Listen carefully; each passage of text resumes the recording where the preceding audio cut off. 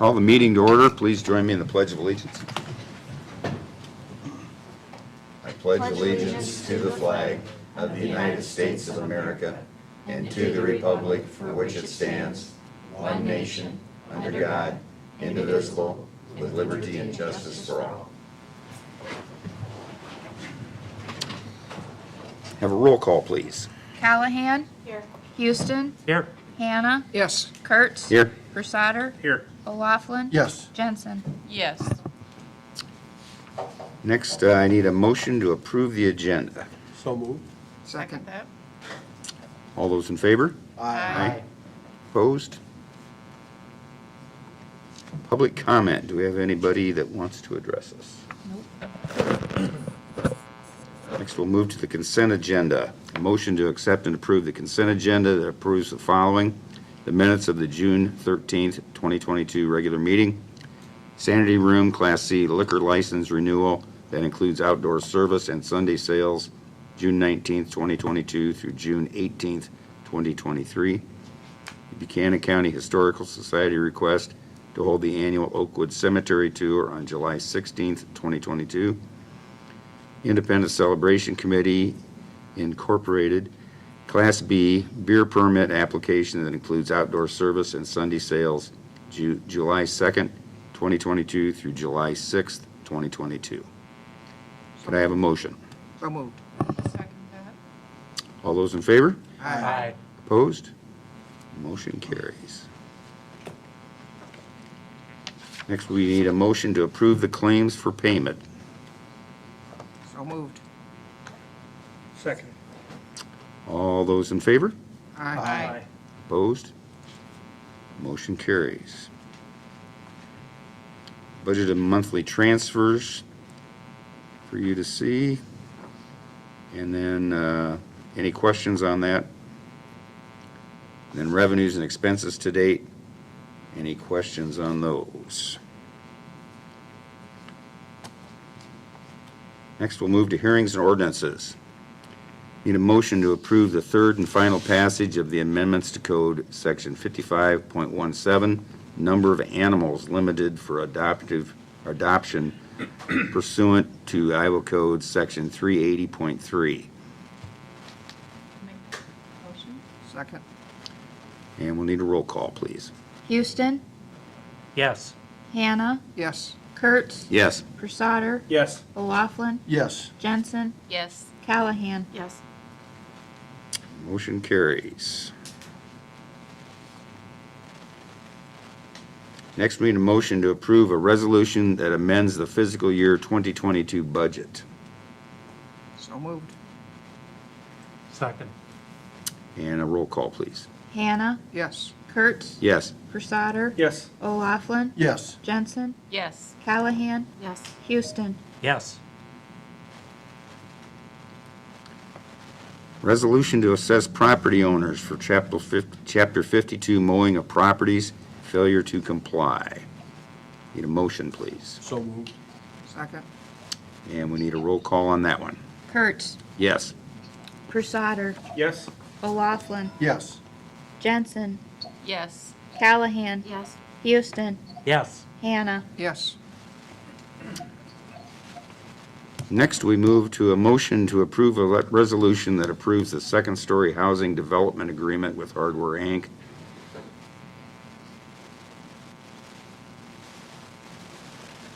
So moved.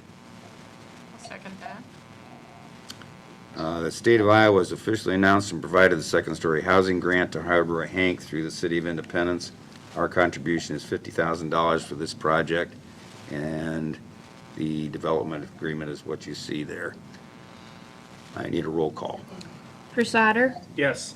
O'Laughlin. Yes. Jensen. Yes. Callahan. Yes. Houston. Yes. Hannah. Yes. Kurtz. Yes. I noticed over the weekend they were working really hot and heavy down there on window replacement, so making some good progress. Yeah. Other business. Annual renewal of home occupation, bed and breakfast, hauling, and tobacco permits. We need a motion to approve the annual renewal of those listed tobacco, hauling, and home occupation permits. So moved. Second. And a roll call, please. O'Laughlin, Yes. Jensen, Yes. Callahan, Yes. Houston, Yes. Hannah, Yes. Kurtz, Yes. Prissader. Yes. Next, motion to grant an exemption to City Code Section 52.05 Uniform Height Specifications. This has to do with a waiver on a pollinator area. Why didn't we have Could I have a motion first? I'll make a motion. second? Now we can have a discussion. Why don't we know where it's at? Good question. I know Al received the request, but I know Al told me, Tom, you know more information and would talk about Yeah. it, so. If the address is 312 4th Avenue Northwest, and they contacted me first because during the election, they were in Fifth Ward, but with the redistricting now, I think they're part of Fourth Ward now, so, but they were contacted. Is Todd here? No, Okay. he's not. Good. They were contacted by Todd about a nuisance complaint about their backyard not being mowed properly, and they contacted me, so I went over there, and if you look at it from the street, yeah, it looks like it's a problem, but when you go to the backyard, the property owner actually is mowing very nicely, 2/3 to 3/4 of the backyard. It's just this one area that's like a giant jigsaw puzzle piece that has wildflowers and milkweed in it. And the reason why they're doing that is to have a place for butterflies and that to visit and that. So she told me that it's not going to get any longer than it already is. So How tall is it? I'd say about 4 or 5 feet tall. It's, It's a pollinator garden. Is that what she calls it? Yeah. yeah. And I guess I would, if she wasn't mowing the rest of the backyard, then yeah, I could see the problem. But because she's maintaining everything else, if she had it outlined in brick, I think there wouldn't be any problem. There's no debris or trash or anything, Tom, like that, nothing. No, it's just this one little area. I think this is kind of a growing trend that people are trying to help bees and other things pollinate things. And I think as long as it's maintained well, I have no opposition to it. If it was out of control, I know we had a problem on First Street where that one had a whole front yard full of that, and that was very unsightly, but I don't really have an opposition. It's up to the council, of course. Is Todd on tonight? I did talk with Todd, and he said that there are other properties in town that want to do similar things if they could do it. So do we need to have a there is- policy for that type of a, That's what it sounds. it sounds like we need to come up with some kind of a policy procedure to differentiate between someone who just has long grass and those who actually have, what did you refer to it as? Pollinator. Pollinator garden. And I think maybe with a little help from NRCS office or, that we can figure out, because there's literally a pollinator seed regiment. So we kind of keep track of what plants are being kept rather than just let our yard go, and call it a pollinator project. Or pollinator plot. Does our city attorney have any input?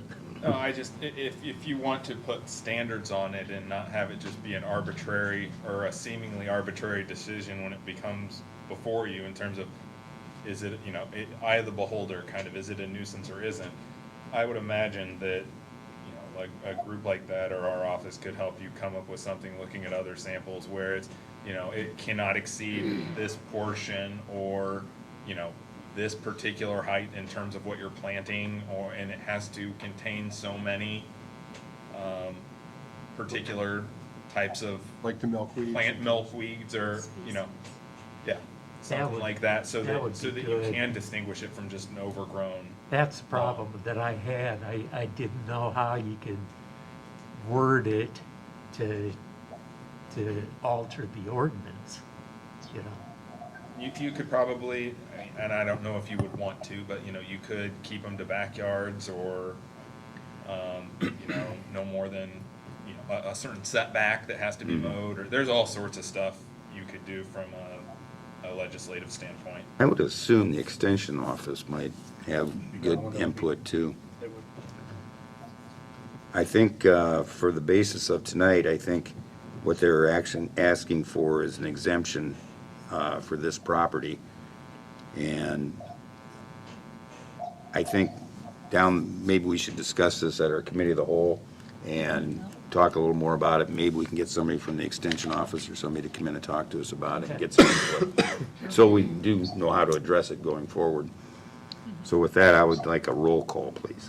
So I guess, are we at this point just looking at this particular property Yes. and no others? Right, Yes. and then I'll try to reach out to the different people and see if somebody can come to the July 5th meeting and talk more about pollinator gardens and whatever. When I did talk to Al about this and Todd week ago, I guess, he said the best way to handle it at this point is to go with the exemption for that particular section of property, and then we'll have to address it going forward. So I guess my question would be, if we exempt them at this point, then we come up with a policy, this doesn't quite follow the policy, are they exempt forever or just? I think Until this would policy- really be for this season, I'm guessing. I would make it, if you're, I don't have exactly what you're looking for, I would make it an exemption for the remainder of the growing season. That way, if you adopt something new yet this year, when it dies out over the winter, comes back in the spring, it would then be subject to whatever general laws you want to apply. Makes sense. So I With that, I need to have who made our motion? I think I Kathy did. made it and Deb seconded. Are you okay with me adding for the growing season?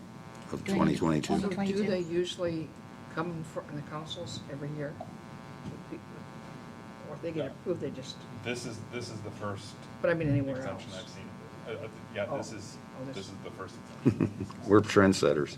But if I'm hearing that somebody is talking about it other than this individual, then we probably do need to have But some. how many even know where it's at and what it looks like?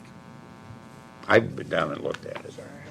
So, And I do know Cedar Rapids, for example, I was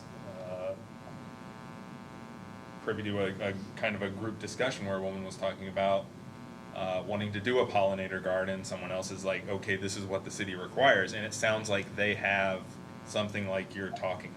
So Cedar Rapids might be a code to look at to see what's on the books. Any more discussion? Now we can have a roll call. Yes. Jensen, Yes. Callahan, Yes. Houston, Yes. Hannah, yes, Kurtz. Yes, Crusader, Yes. O'Laughlin. Yes. thank you.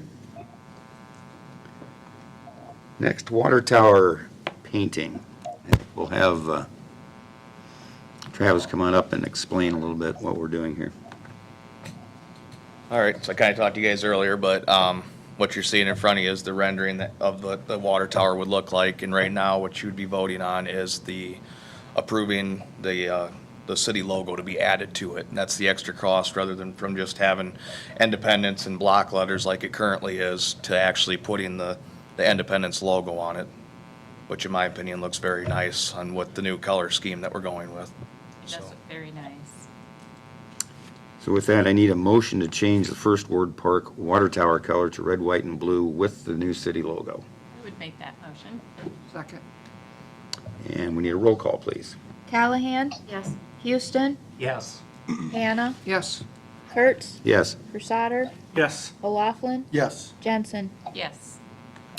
I think it's terrific, and hopefully when we get around to painting all the other ones again, we can add them too. yes, I think it's gonna look really nice. Yep. And thanks, Travis, for putting that information in here so we can actually see it visually how nice. Yeah, no, it helped a lot, didn't it? Yeah. Yeah. Yep. Appreciate it, thank you. I'll stay up here. Might as well stay up here. Next, sanitary mapping. Motion to enter into an agreement with MSA for sanitary sewer GIS mapping. And I guess we'll get a motion in a second, and we can have a discussion on that. So moved. I'll second Second. that. Oh, okay. Okay. Now we can have a discussion. All right. Well, as you know, the city's been working on mapping and progressing our GIS system and asset management programs and everything like that. The sewer section's the last one that needed done. I contacted 4 companies. We had discussions over it, narrowed it down to 2 companies, had them actually come in with me, Al, a couple other employees, Todd, and we actually had Evan from the county, who's a GIS specialist, who works with us with our other layers and stuff. And after talking with each other and viewing the demonstrations, we came up with a recommendation for MSA.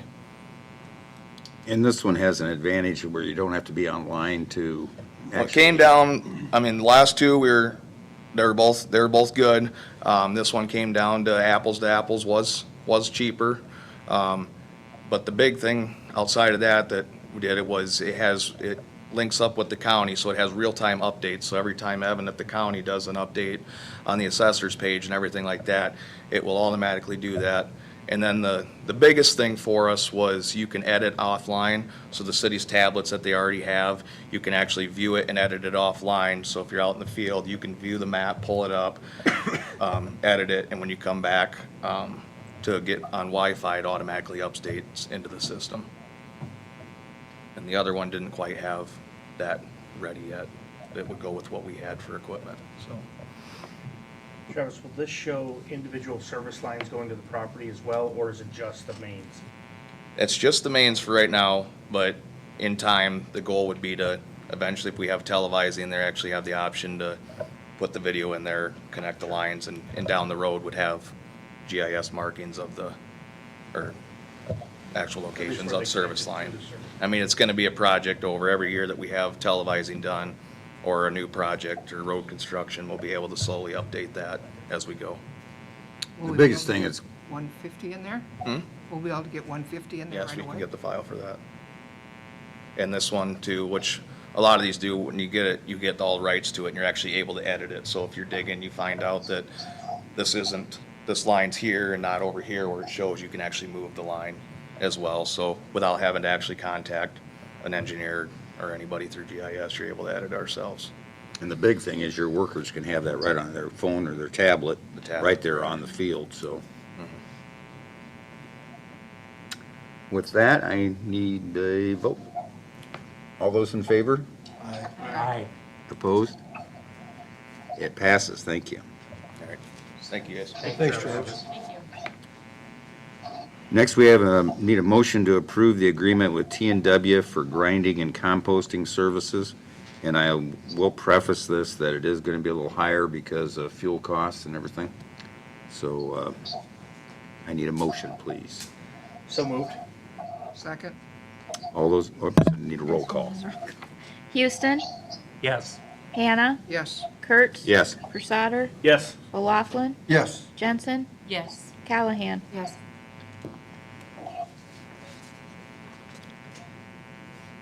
Next, the Independence Facade Phase 1 project change orders. We need a motion to approve change orders 1, 2, 4, 5, 6, 8, and 9 with no contract cost changes for the Independence Facade Phase 1 project. And I guess I'll preface this to say it really is down to between having the paint sprayed on or rolled on. And by rolling it on, it will increase the cost, but it's already in our contingency, is what we figured it as. So it's not going to raise our cost at all, but it will eat into our contingency. So moved. Second. I need a roll call, please. Hannah, Yes. Kurtz, Yes. Versater, Yes. O'Laughlin, Yes. Jensen, Yes. Callahan, Yes. Houston. Yes.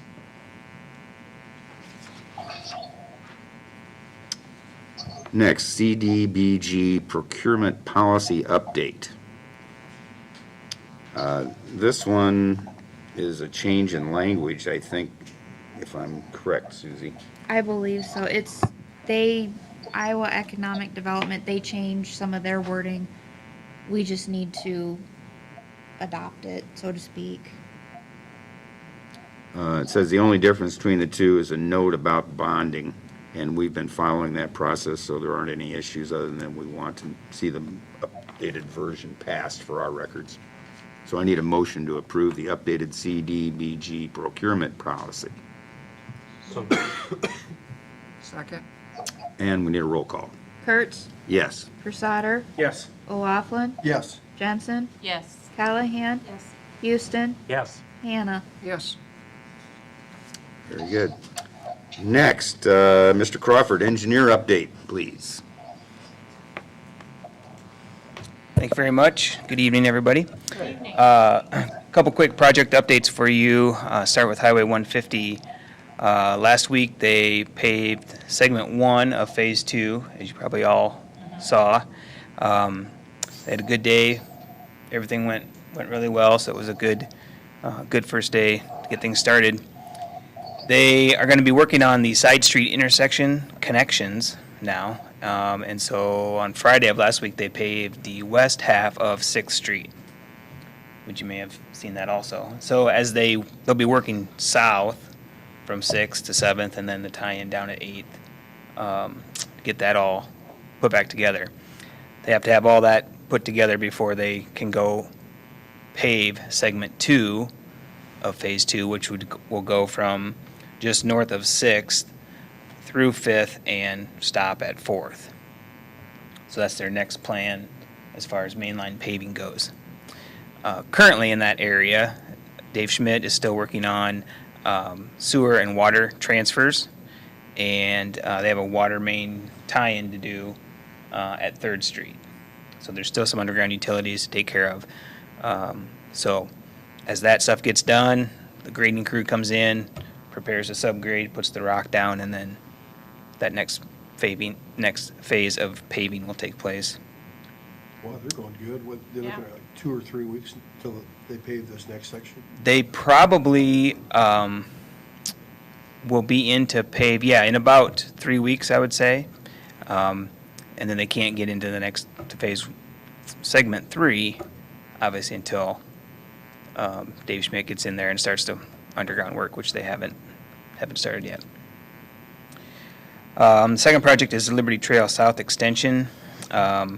We actually had a pre-pour meeting today with the paving contractor that's going to be doing that, and they're going to be paving the first section of that, which is from the Driscoll Dry Run Creek Bridge to the south to the Cobb Factory entrance. They'll be doing that on Wednesday of this week. So there'll be some progress being made on that. They'll continue to move south from there as well, working south. They'll be paving about 500 to 600 feet per day, and then they'll move their forms, set them up for the next day, and make progress that way. No, that intersection at Bland be closed partially, or? I don't think it will be. I mean, there may be some temporary traffic control as they get trucks in and out of there with some flaggers, but not permanently closed. They haven't suggested that to us, and that wasn't in the original phase, so. When they did the final grade, or one of the final grades the other day, it was partially closed for What? 2 or 3 hours. Maybe while they were getting some material out of there, some excess material, they might have had a truck parked there. But there's no permanent closure plan there, and they haven't asked us for one. So They began grading in the next segment of that project farther to the south last week, and they put rock on that today.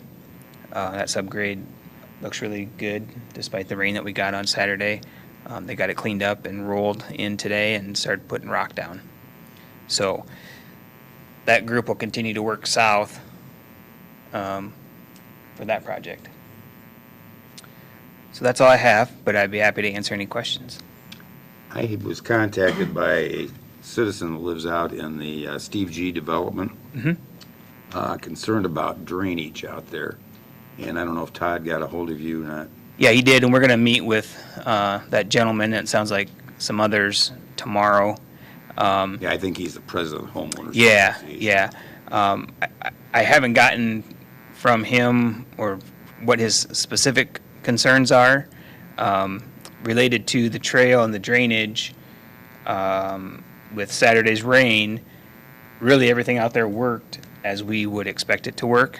That pond filled up with the high intensity of rain that we received. It overflowed into the easement, drainage easement that it is provided to have, and then over time that pond drained away. The trail grading that they were performing on Friday left an area that would hold water, but at the end of the day they cut 2 channels in the grade so that as water filled up that trail area, it would drain out into the pond. And that's exactly what it did. In fact, that area where they cut the channel from the trail grade into the detention pond was the only area that was wet today that they had to clear up some silt, but over the course of the day it dried up and got hard enough for them to put rock on. So everything out there worked like it was supposed to. That's good. But like I said, I haven't heard what their specific question is, but we are going to try to meet with them tomorrow. I guess the other question I had with the 150 project and the intersections getting done at 8th and 7th, And 6, yep. will that provide access for the cemetery tour that's going to be happening July 16th? So the detour will remain in place as it is right now. As those streets gain strength and we are able to put traffic on them, we will open those up to east-west traffic only so that folks can get back in there to the west. Now, I don't specifically know how traffic moves for those cemetery tours, but what I will say is that if they need to go across Highway 150, to get there in an east-west manner, that those intersections would be open and available for that. Okay. Just like at 6th, where we have to open 6th before we can pave through 5th in this next segment to provide access to those homes that are around the corner. That's kind of the intention. But there will be signs on there to prevent people from turning left or right, whichever way you're coming from, onto Highway 150. And again, the detour will remain in place, and we are expecting people to continue to use the detour. So, As far as homeowners on those blocks that do have driveways, they can still access them off of 150 though? yep, Okay. yep. Very similar to how we did the north side, yep. I know Leanne's here. I don't know if you have any other questions about cemetery tour. We were concerned about if we were going to be able to turn there at Precision. We've always used that south road right Yeah, what are the dates of your there. July event? 16th. July 16th? Or are we going to have to cut through birds? That might be pushing it for 8th, but I think they'll have 6th open. I'm a little unsure on that exactly, but I can check with them and see what the next plans. I know they were working to the south, but Should I we'll get see. a hold of you before? I'll check with them. They're going to be back in town probably maybe tomorrow or Wednesday. So I'll follow up and then let you know. Okay? Yep. Any other questions for Mark? Appreciate your Okay. input. Thank you. Thank you. Thanks, Mark. Thank you.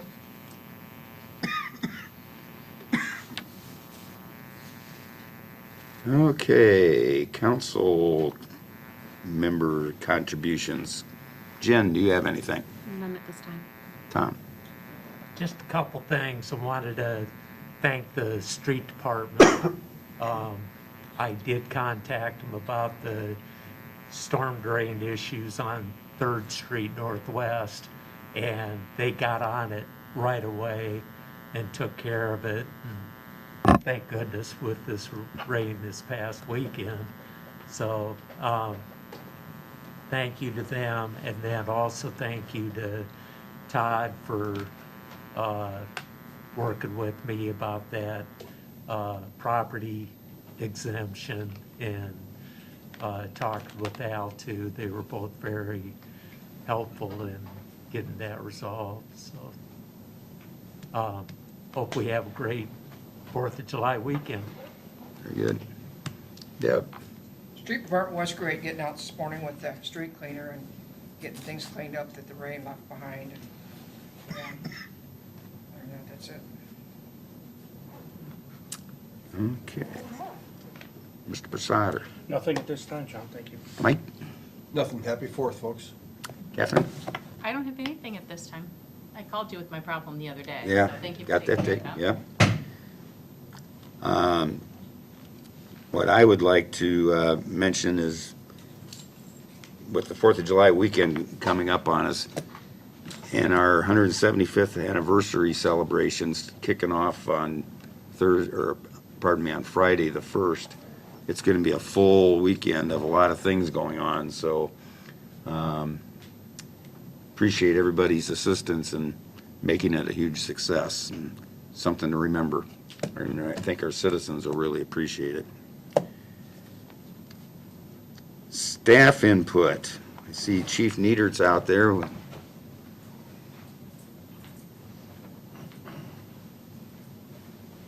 So I had a couple of phone calls over the last week. It was Dog Week here in Independence.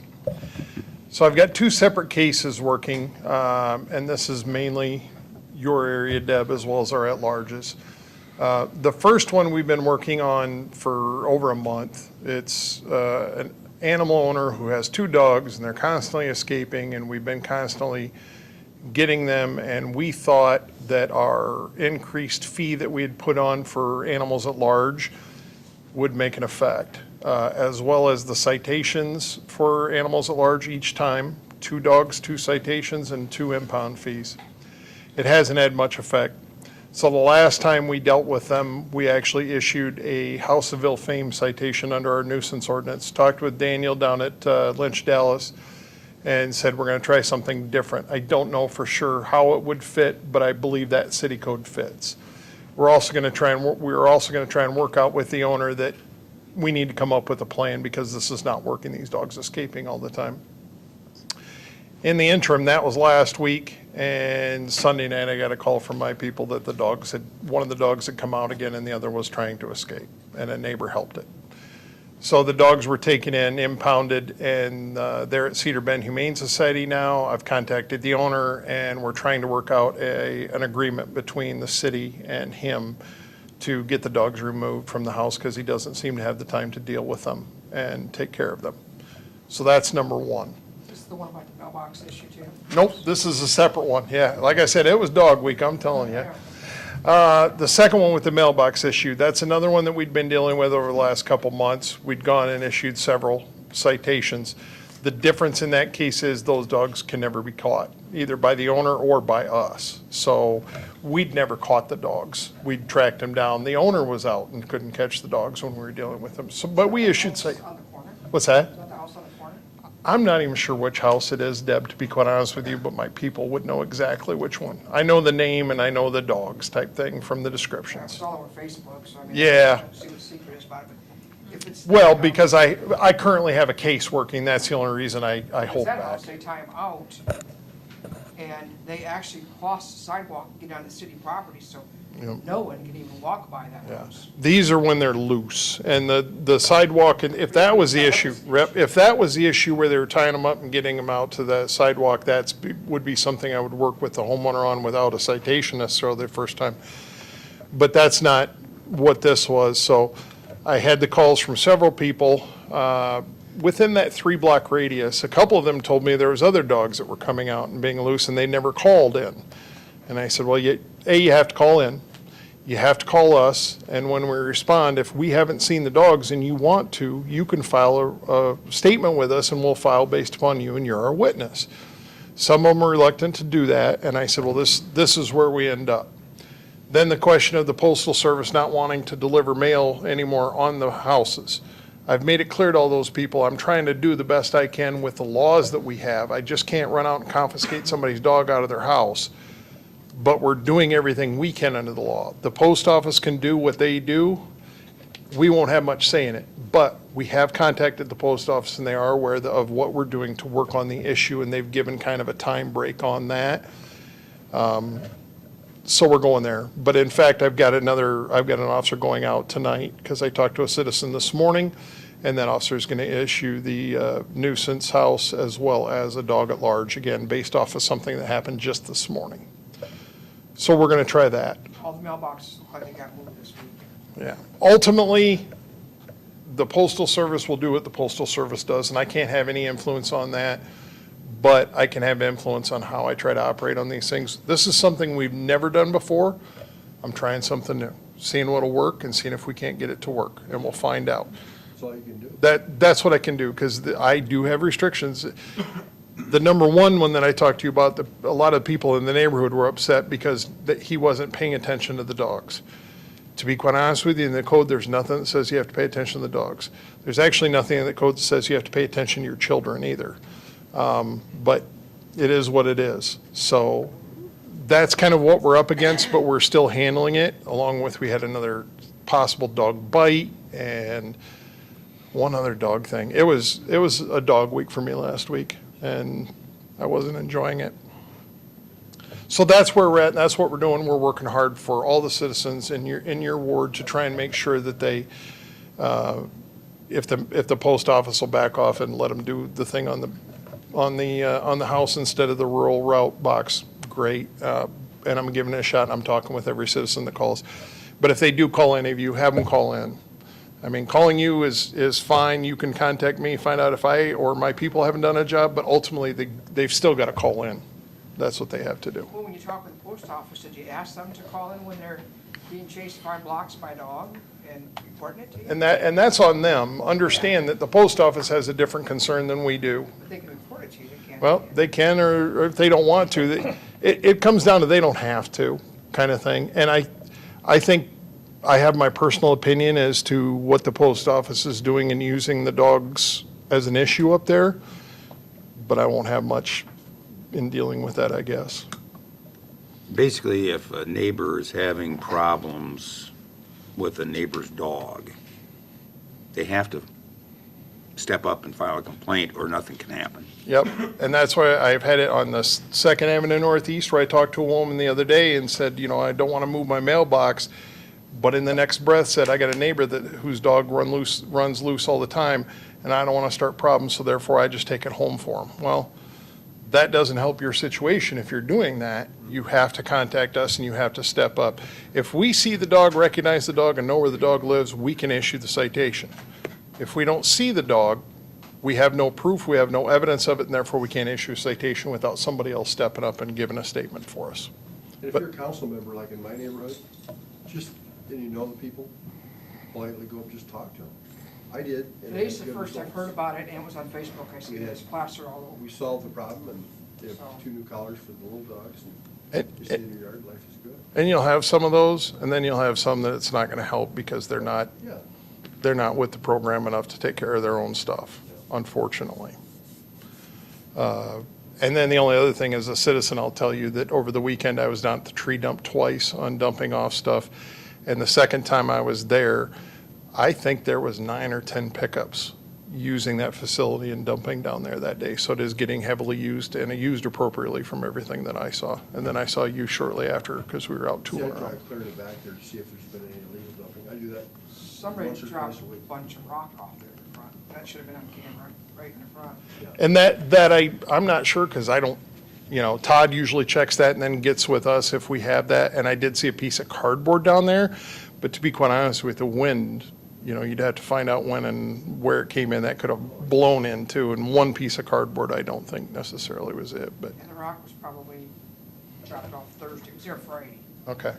And Todd notifies us if there's an illegal dump, and then we pull the plate off of the video and prosecute like we did last time. Because it probably got all buried with brush that's in there. Right now, you can't even drive through the front of it, Yep. because somebody dropped stuff off in the road today. Well, and I know it's full, and that's probably why you're coming up to your time of Yeah. doing it, because it's very, very full in there. Tomorrow morning, just to get in there, they're gonna have to bring the loader down. Yeah. Any other questions, police related? Thank you, Chief. Good to see you. Thanks, Chief. Thanks, Chief. Is our fire chief back there? Do you have something? I'll try to keep it short and sweet. We had our golf tournament last Saturday. It was a pretty good success.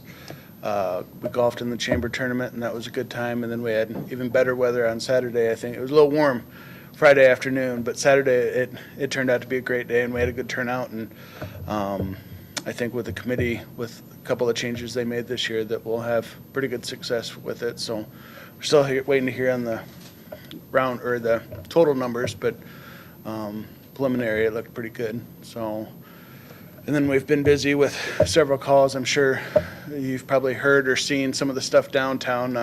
We're finding out some of the downtown stuff, the gas meters. With the amount of flooding that has happened over the years, they've moved the meters under different buildings. So like Color Divine's gas meter is actually under H&R Block, and then the Allerton, the Chamber, they're all under H&R Block. So we worked with Mid-American. We did find a small leak. I think everything's good to go there, but it was kind of they had dogs, we had gas. So it was a pretty warm day, but I think we got everything squared away. You guys did a good job. You got a lot of accolades over that one, I think. Well, and we worked good with the police department, kind of trying to shuffle traffic. That First Street traffic's hard enough to deal with anyways, and then you put a big white fire truck in the front of the building, that it made it tough. But we're working well with the police department and getting kind of one-way traffic for a little bit. It's kind of caused a little bit of heartburn, but hopefully they can understand. So Very good. that's all I have. Thanks, Blake. Thank you. Thanks, Blake. Travis, did you have anything else you needed to add? I think I've got it covered. One last thing, I checked with the auditor's office, and we have 3 candidates for mayor. So be spreading the word to everybody. We do have an election coming up on July 19th, and get the mayor position filled. So best wishes to all the candidates. Susie. I attached the Iowa League of Cities conference info. That's gonna be in Waterloo this September. I guess just let me know if you plan on attending, and since it's in Waterloo, don't really see the need for hotel rooms, so we'll try to set up carpooling and get people back and forth the best we can, so just let me know. That's it. What were the dates on that again? It is, September 28th through the 30th. yeah. You look at the right year. Yeah, the 28th through the 30th. Very good, thank you. Okay, if there's nothing else, I will take a motion to adjourn. So moved. Second. All those in favor? Aye. We are adjourned, thank you.